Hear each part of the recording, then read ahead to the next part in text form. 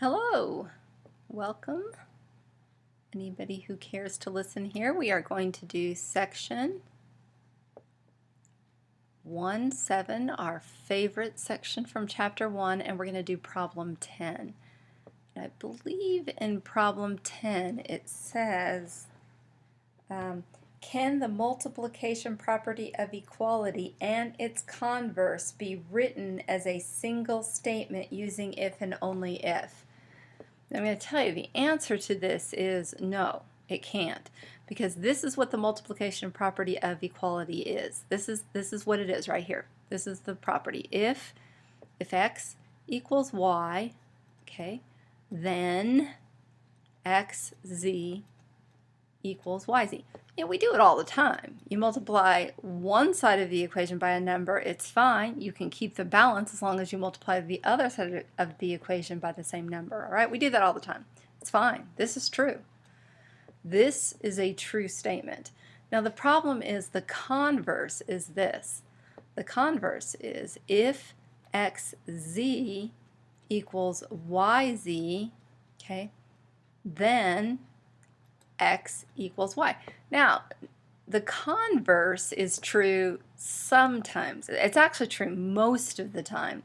The only time the converse is going to be false is if z is 0, right? If z is 0, this could give you a false statement because in order to go from the you would divide both sides by z, or you'd multiply by the multiplicative inverse or whatever of z, right?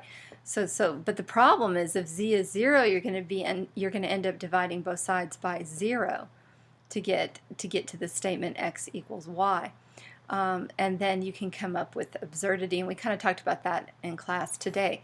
So now I just want to make it clear here. See, so this is false. So let's see.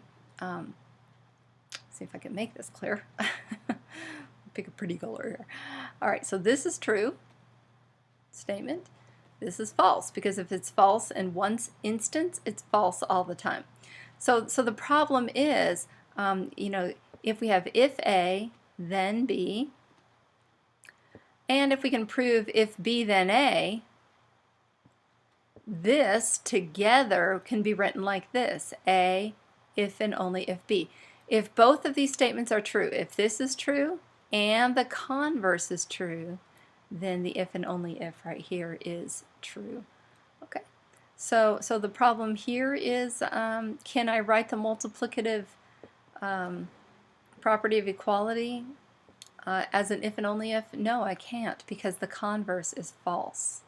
And so that's a long explanation, but hopefully that makes sense. You cannot write this as an if and only if, because both premises are not true, only the first premises. Okay? All right, I will go to problem 12.